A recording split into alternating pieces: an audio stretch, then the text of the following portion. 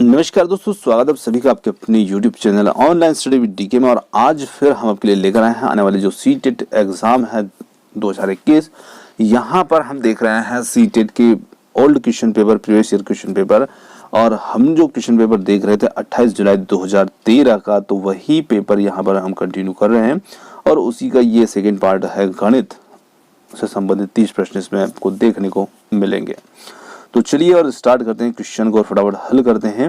देखिए first question है, किसी वर्ग का परिमाप 24 सेंटीमीटर। अब देखिए वर्ग का परिमाप 24 सेंटीमीटर है, तो वर्ग की भुजा यहाँ पर निकाल सकते हैं, है ना। 24 उसका परिमाप है, तो 4 का भाग लगाएंगे तो उसकी भुजा एक निकल गई 6 की। आगे क्वेश्चन को पढ़ते हैं। किसी आयत की लंबाई 8 सेंटीमीटर है और यदि वर्ग और आयत के परिमाप बराबर है तो आयत का क्षेत्रफल क्या होगा। तो देखिए आयत के और वर्ग के क्षेत्र वो परिमाप जो है बराबर है, तो आयत का परिमाप हमें मिल गया कितना, 24 सेंटीमीटर, है ना। ये 24 सेंटीमीटर आयत का परिमाप हुआ। और आयत के परिमाप का जो सूत्र होता है 2 गुणित लंबाई धन चौड़ाई, ये सूत्र हम प्रयोग में ले आते हैं। और तुरंत ही यहाँ पर 2 को हम 24 के बटे में पहुंचा देते हैं। 2 से ये कट जाता है 12 बार, तो यहाँ से हमारा 2 खत्म हो गया। तो अब 12 बराबर लंबाई धन चौड़ाई बचेगा। अब यहाँ पर लंबाई तो हमें दे रखी है 8, चौड़ाई पता करना है, तो 8 को हम 12 के पक्षांतर में भेज देते हैं, 12 - 8, तो बराबर हमारी जो चौड़ाई बचेगी वो हो जाएगी यहाँ पर 4। चौड़ाई 4 है और लंबाई हमें मिल रही है यहाँ पर 8। अब हम इसका क्षेत्रफल आसानी से निकालते हैं। आयत का क्षेत्रफल होता है लंबाई गुणित चौड़ाई, तो 8 × 32, ये हमारा उत्तर हुआ, ऑप्शन थर्ड। चलिए अगला क्वेश्चन है। यहाँ पर जो संख्याएं दे रखी है इनमें 3 के स्थानीय मान और अंकित मान का अंतर बताना है। तो देखिए 3 यहाँ पर जो है, इसका स्थानीय मान जो है वो यहाँ पर 300 होगा और अंकित मान जो है वो 3 है, तो अंतर यहाँ पर 297 हो जाता है। और ये दिया है हमें ऑप्शन थर्ड के अंदर, तो यहाँ पर हम कह सकते हैं। चलिए अगला क्वेश्चन है। यहाँ पर निम्नलिखित में से कौन सा सही नहीं है, तो जो गलत है उसे पहचानना है। और गलत यहाँ पर ऑप्शन फर्स्ट ही है, क्योंकि यहाँ पर 56.7 किलोग्राम दिया है, तो ये यहाँ पर किलोग्राम में दिया है और इसे ग्राम में हम कन्वर्ट करेंगे तो हम यहाँ पर कह सकते हैं कि ग्राम में जो इसका वजन होना चाहिए था वो कितना होना चाहिए था, तो वो होना चाहिए था 56,700 ग्राम के रूप में ये होना चाहिए था। परंतु यहाँ पर आप देख रहे हैं 5,670 ग्राम है, तो ये गलत है, जो कि सही नहीं है, और यही हमारा इसमें उत्तर बनेगा। चलिए अगला क्वेश्चन है। यहाँ पर एक नाव नदी में 20 किलोमीटर प्रति घंटा की चाल से चल रही है। तो देखिए आप क्वेश्चन को पढ़ते पढ़ते ही बहुत आसानी से इसको हल कर पाएंगे। तो नाव जो है वो 20 किलोमीटर की चाल के घंटा से चल रही है और एक दूसरी नाव जो है वो 23 किलोमीटर प्रति घंटा की चाल चल रही है। अब दोनों नाव एक दिशा में चलती हैं, एक स्थान से एक समय पर, तो 3.5 घंटे के पश्चात उनके बीच की दूरी क्या होगी।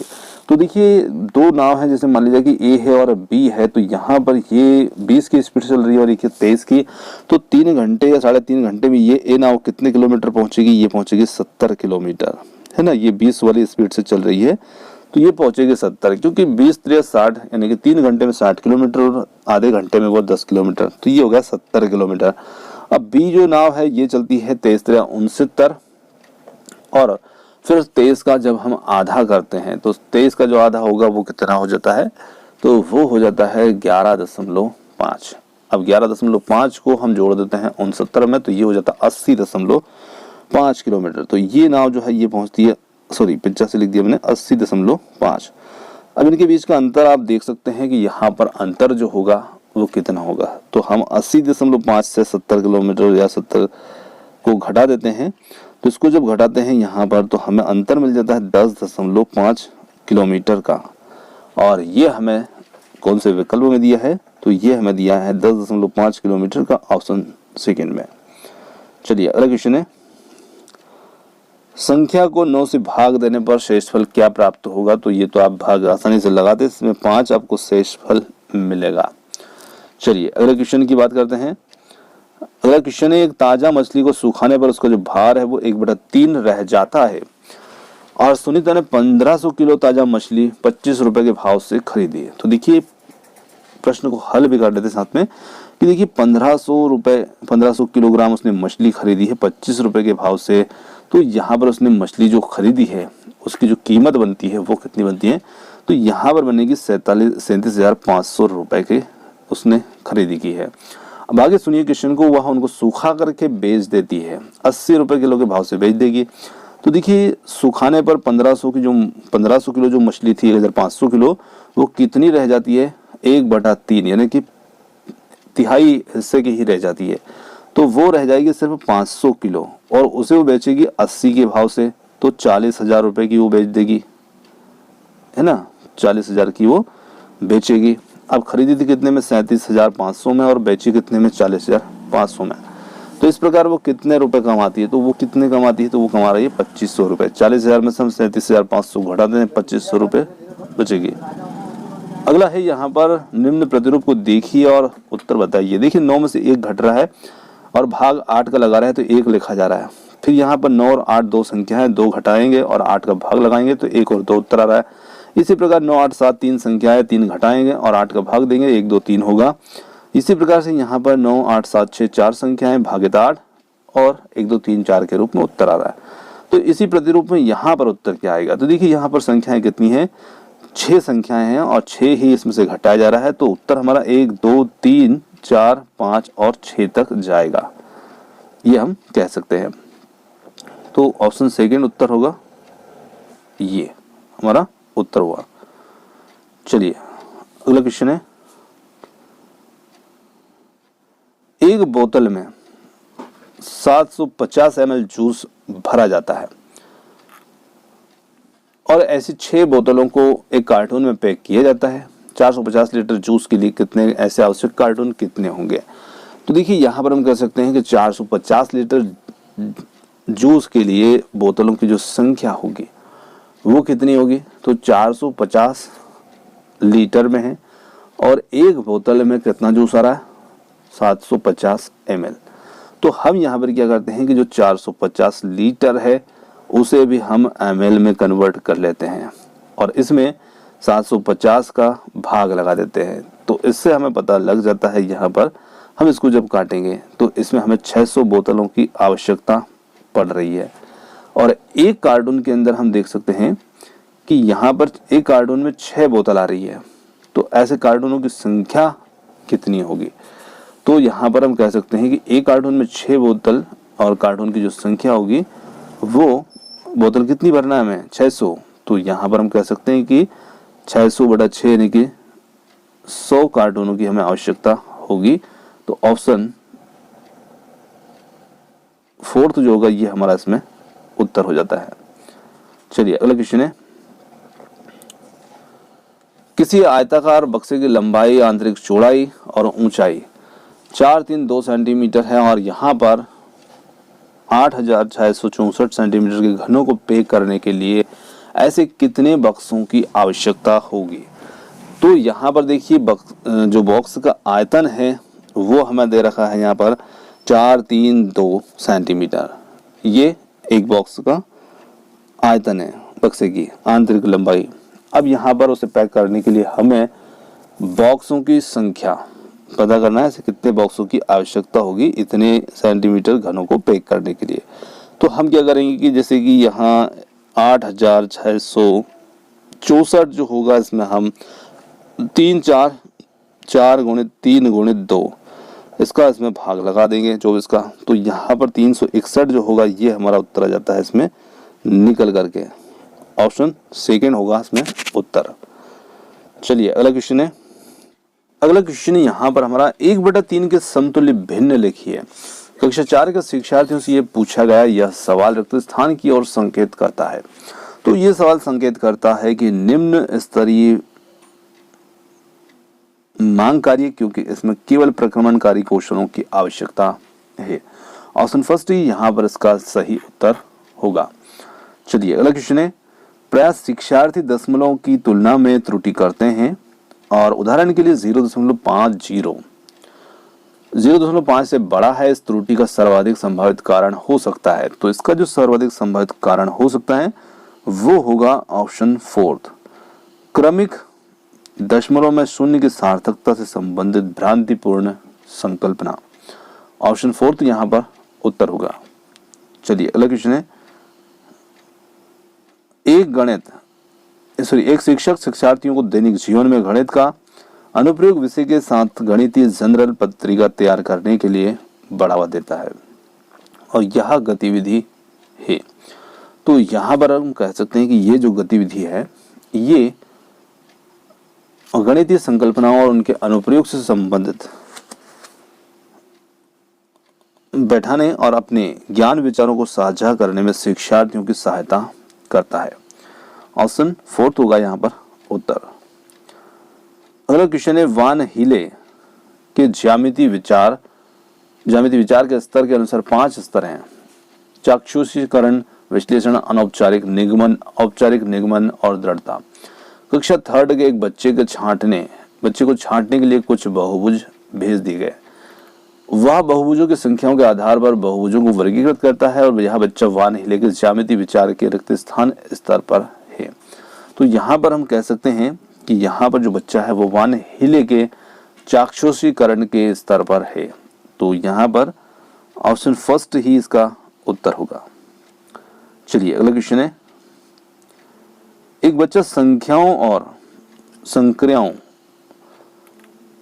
संकेतों, घड़ी के 2 कांटों, विभिन्न सिक्कों आदि में अंतर करने में कठिनाई प्रदर्शित करता है और उसका निहित अर्थ है कि जो विशिष्ट बाधाएं उसके सीखने को प्रभावित कर रही है वे हैं। तो यहाँ पर हम कह सकते हैं कि बच्चा यहाँ पर कमजोर चाक्षुष प्रक्रमण योग्यता जैसे चाक्षुष विभेदीकरण, स्थानिक संगठन और चाक्षुष समन्वय, ऑप्शन सेकंड यहाँ पर उत्तर होगा। चलिए अगला क्वेश्चन है राष्ट्रीय पाठ्यचर्या की रूपरेखा 2005 अधिगम के रचनावादी उपागम पर बल देती है क्योंकि यह रिक्त स्थान पर केंद्रित है। तो यहाँ पर हम कह सकते हैं कि ये गतिविधियों को शामिल करते हुए शिक्षार्थियों की सक्रिय भागीदारिता पर केंद्रित होती है। ऑप्शन 3। अगला क्वेश्चन है निम्नलिखित बिंदुओं का प्रयोग करते हुए 15 को प्रदर्शित करने वाले संयोजित आरेख हैं। अब यहाँ पर 15 अथवा किसी अन्य संख्या को प्रदर्शित करने के लिए उपयुक्त तरीके की संकल्पना पढ़ाने के लिए इस्तेमाल किया जा सकता है। तो किसका इस्तेमाल यहाँ पर किया जा सकता है? क्षेत्रफल और संचय प्रकृति का, गुणन संचय प्रकृति का, या फिर 2 संख्याओं के उत्पाद के रूप में एक संख्या को प्रदर्शित करने से संबंधित, या फिर ऑप्शन 4 2 संख्याओं को उत्पाद के एक रूप में। तो यहाँ पर हम कहेंगे, थोड़ा सा इसको ऊपर करते हैं, ये 2 संख्याओं को उत्पाद के रूप में संख्या का प्रदर्शन, गुणन की संचय प्रकृति और गुणन अस्मिता, अभाज्य और संयुक्त संख्याओं की पहचान। ऑप्शन 4 यहाँ पर उत्तर होगा। अगला क्वेश्चन है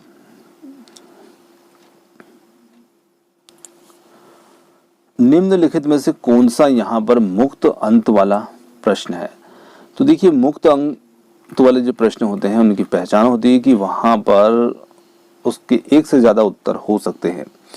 तो देखिए, इसमें जो ऑप्शन 3 है 2.7 से बड़ी कोई 4 संख्याएं लिखी है, ये एक मुक्त अंत वाला प्रश्न है क्योंकि इसके बहुत सारे उत्तर हो सकते हैं। तो ऑप्शन 3 यहाँ पर उत्तर होगा। चलिए अगला क्वेश्चन है कक्षा 2 के विद्यार्थियों को सरल आकृतियों, उसके लंबे और किनारों से परिचय कराने के लिए सबसे उत्तम उपकरण है। तो ये सबसे उत्तम उपकरण कौन सा होगा? तो ये होता है जियो बोर्ड। ऑप्शन फर्स्ट यहाँ पर उत्तर होगा। चलिए अगला क्वेश्चन है निम्नलिखित कक्षा 5 की पाठ्यपुस्तक में से एक सवाल है और वो है, यहाँ 4 खंबे हैं जिनकी माप क्रमशः 105, 215, 150 और 235 सेंटीमीटर है। यदि उन्हें समान लंबाई के टुकड़ों में काटना है तो प्रत्येक टुकड़े की अधिकतम लंबाई क्या होगी? और ये सवाल रिक्त स्थान के लिए पूछा गया है। तो यहाँ पर हम कह सकते हैं कि ये जो सवाल है ये पूछा गया है यहाँ पर सीखी गई संकल्पनाओं का प्रयोग करते हुए समस्या समाधान के कौशलों को बढ़ाने में। ऑप्शन 3। चलिए अगला क्वेश्चन है निम्नलिखित कक्षा 3 की पाठ्यपुस्तक में ऐसे एक समस्या है। अब निम्नलिखित समस्या को हल करने के लिए कौन सी गणितीय संक्रिया का उपयोग किया जाए? एक दूध वाला 10 दिन में 1410 लीटर दूध बेचता है और वह एक दिन में कितने लीटर दूध बेचता है? उपयुक्त तो सवाल जो है ये ब्लूम के संज्ञानात्मक क्षेत्र की दक्षता की ओर संकेत है। तो यहाँ पर ये होगा ऑप्शन थर्ड विश्लेषण। ये जो सवाल है ये प्रश्न ब्लूम के संज्ञानात्मक क्षेत्र की विश्लेषण दक्षता की ओर संकेत करता है। चलिए अगला क्वेश्चन है, राशिद कक्षा 5 में पढ़ता है और विभिन्न प्रकार के त्रिभुजों को विभिन्न श्रेणियों में वर्गीकृत कर सकता है, और लेकिन त्रिभुज में तीनों कोणों का योग 180 होता है। क्या मूर्त प्रमाण को समझने में उसे कठिनाई होती है? और पियाजे के संज्ञानात्मक सिद्धांत के अनुसार राशिद रिक्त स्थान चरण पर है। तो राशिद यहाँ पर कौन से चरण पर है? तो वो यहाँ पर मूर्त संक्रियात्मक अवस्था पर है पियाजे की, और वो है ऑप्शन फर्स्ट में यहाँ पर। चलिए अगला क्वेश्चन है, राष्ट्रीय पाठ्यचर्या की रूपरेखा 2005 के अनुसार गणित की शिक्षा का मुख्य उद्देश्य बच्चे की गणितीकरण की क्षमताओं का विकास करना है, और स्कूली गणित का सीमित लक्ष्य है लाभप्रद क्षमताओं का विकास। यहाँ गणितीकरण बच्चे के रिक्त स्थान क्षमताओं का विकास करने की ओर संकेत करता है। तो यहाँ पर वो संकेत करता है पूर्व धारणाओं को उनके तार्किक निष्कर्ष का अनुशीलन करने और अमूर्तन का संचलन करने के लिए गणित रूप से चिंतन और तर्क के बच्चों के संसाधन का विकास करने में, ऑप्शन फोर्थ। चलिए अगला क्वेश्चन है, एक अच्छी पाठ्य पुस्तक की विशिष्टताएं होती है। तो एक अच्छी पाठ्य पुस्तक की क्या विशिष्टताएं होती है? चलिए थोड़ा सा इतना रखते हैं इसको। देखिए, उनमें कठोर अभ्यास देने के लिए बहुत सारे अभ्यास हों, स्थितियों के माध्यम से सभी संकल्पनाओं का परिचय दिया जा सके, और यहाँ पर केवल हल किए गए अभ्यास ही शामिल हो, और उन्हें मोटी व भारी होना आवश्यक हो। तो देखिए यहाँ पर आ और बा जो है यही केवल सही है। तो यहाँ पर उत्तर इसका जो बनेगा, जो भी विकल्प है उसमें आ और बा होना चाहिए। तो ये है हमारा ऑप्शन फर्स्ट, आ और बा। चलिए अगला क्वेश्चन है, राष्ट्रीय पाठ्यचर्या की जो रूपरेखा है 2005 ये बल देती है। तो राष्ट्रीय पाठ्यचर्या की जो रूपरेखा 2005 है ये बल किस बात पर देती है? तो ये देती है कि गणित में सफलता प्रत्येक बच्चे के लिए आवश्यक हो, ऑप्शन फर्स्ट इसका सही उत्तर होगा। चलिए अगला क्वेश्चन है, 5, 10, 35 के सबसे छोटे सार्वगुणज और सबसे बड़े सार्वगुणनखंड का अंतर है। तो देखिए यहाँ पर सबसे छोटे सार्वगुणज मतलब जिसे हम कह सकते हैं कि लघुत्तम सामर्थक। तो यहाँ पर सार्वगुणज होगा 70, और सबसे बड़े सार्वगुणनखंड, और सार्वगुणनखंड का मतलब होता है महत्तम समापवर्तक या एचसीएफ। तो एचसीएफ होता है यहाँ पर 5, और इनका हमसे पूछा अंतर, तो इनका अंतर निकल के आ जाता है 65। ऑप्शन थर्ड हो जाएगा उत्तर। चलिए अगला क्वेश्चन है, संख्या 105 के गुणनखंडों की संख्या कितनी है? तो देखिए इसके गुणनखंड होंगे 3, 5 और 7 होंगे 105 के गुणनखंड। तो इनकी संख्या कितनी है? 3 है। 15, 3 बजे 15, 15 7 105। ऑप्शन फर्स्ट इसका यहाँ पर उत्तर हो जाता है। चलिए अगला क्वेश्चन है, यदि समय 2:17 PM है तो अब से ठीक 11 घंटे और 59 मिनट के पश्चात समय क्या होगा? तो देखिए 2 घंटे 17 मिनट जो है इसमें हम 11 घंटे और 59 मिनट और जोड़ देते हैं। समय यहाँ पर PM में है, और ये जो समय जोड़ेंगे तो उसके पश्चात समय हमारा AM में आ जाएगा, और वो हो जाता है यहाँ पर देखिए 9 और 7 16 का 6 हासिल 1, 5 1 6 और 1 7 76 मिनट होंगे। तो 76 में से हम 16 मिनट यहाँ रख लेते हैं, और 1 घंटा इधर दे देते हैं। 11 और 2 13 और 1 हासिल का इधर से देंगे 1 घंटा मिला करके, तो 14, और 14 को हम कह सकते हैं कि 2:16 AM। तो ये हमारा उत्तर हो जाएगा ऑप्शन थर्ड, क्योंकि 24 घंटे के फॉर्मेट में वो बनेंगे यहाँ पर 14, और 14 को हम बोल सकते हैं कि 2:16। ऑप्शन थर्ड इसके लिए यहाँ पर उत्तर होगा। चलिए अगला क्वेश्चन है, 3.5 समकोण में डिग्रियों की संख्या कितनी होगी? तो देखिए 3 समकोण जो होते हैं वो 3 गुणित 90 करेंगे, प्लस 1/2 गुणित 90, ये आधा समकोण हुआ। तो ये टोटल यहाँ पर 3.5 समकोण हो गया। तो 9 3 27, 270 डिग्री हो जाते हैं और ये 45 डिग्री। तो 270 में हम 45 जोड़ते हैं तो ये हो जाते हैं 315 डिग्री। तो ऑप्शन 4 यहाँ पर इसके लिए सही उत्तर बन जाएगा। चलिए अगला क्वेश्चन है 11 इकाइयां, 11 दहाइयां, 11 सैकड़े बराबर क्या होंगे? तो देखिए 11 सैकड़े का मतलब होगा 1100 और 11 दहाइयों का मतलब होगा 110 और 11 का मतलब 11 इकाइयां।